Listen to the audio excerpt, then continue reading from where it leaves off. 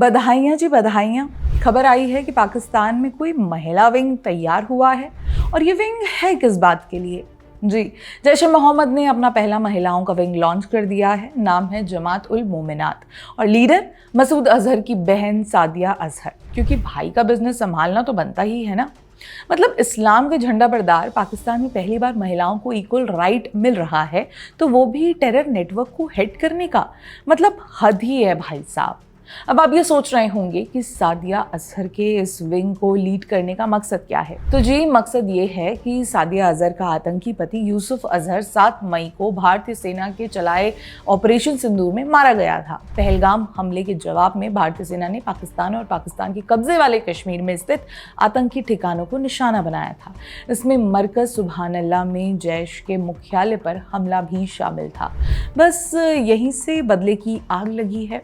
खैर, ये आग तो भारत अपने आप बुझा ही देगा। हम जरा जमात उल मोमिनात को समझते हैं कि आखिर इसमें हो क्या रहा है। तो दोस्तों, इस नई आतंकी महिला विंग की भर्ती 8 अक्टूबर 2025 से बहावलपुर में शुरू की गई है, जिसमें जैश के मौजूदा कमांडरों की पत्नियों के साथ साथ आर्थिक रूप से कमजोर महिलाएं शामिल की जा रही हैं। विशेष रूप से जो मदरसों में पढ़ रही हैं या संगठन से जुड़ी गतिविधियों में शामिल हैं। बहावलपुर, कराची, मुजफ्फराबाद, कोटली, हरिपुर और मानसहरा जैसे स्थानों से इस महिला विंग का उद्देश्य सिर्फ प्रचार करना नहीं है, बल्कि ज़मीनी स्तर पर भर्ती करना और मनोवैज्ञानिक युद्ध यानी साइकोलॉजिकल वेलफेयर करना है, जिसमें सोशल मीडिया, व्हाट्सएप ग्रुप्स और मदरसों के नेटवर्क के जरिए नए सदस्यों को प्रभावित करना शामिल है। माना जा रहा है कि ऑपरेशन सिंदूर द्वारा हुए भारी नुकसान, जिसमें उनके आतंकी ठिकानों के नष्ट होने, कई आतंकी परिवार के सदस्यों की मौत को देखते हुए ये आतंकी महिला विंग तैयार किया गया है। आपको बता दूं, इन सब की जानकारी खुद मसूद अजहर द्वारा एक लेटर के जरिए दी गई, जिसमें कहा गया कि अब महिलाएं भी जिहाद में कूदेंगी। पहले जैश ए मोहम्मद आतंकी संगठन महिलाओं को लड़ाई से दूर रखता था, लेकिन भारत के ऑपरेशन सिंदूर ने सब बदल दिया। मई में हमारी सेना ने उनके हेडक्वार्टर मरकज सुबहानल्लाह को धूल में मिला दिया था, जिसमें सादिया के पति यूसुफ अजहर समेत कई फैमिली मेंबर्स गए। अब बहन आगे आ गई, बदला लेने को तैयार है। सादिया के लीडरशिप में ये विंग कमांडर्स की बीवियों और गरीब महिलाओं को रिक्रूट कर रहा है। बहावलपुर से लेकर कराची, मुजफ्फराबाद तक लगता है पाकिस्तान में बेटी को लाओ आतंकी बनाओ कैंपेन चल पड़ा है।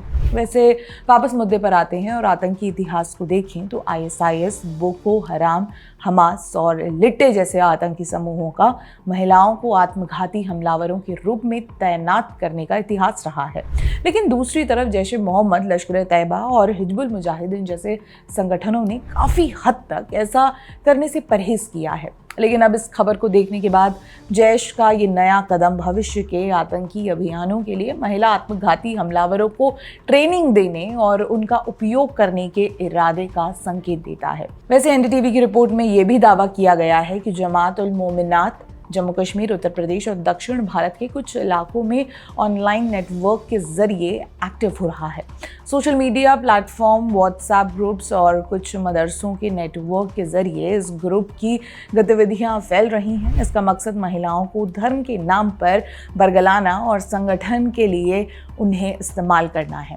खुफिया एजेंसियों के मुताबिक जैश के इस नए सर्कुलर में मक्का और मदीना की तस्वीरें लगाई गई हैं, ताकि इसे धार्मिक रंग दिया जा सके।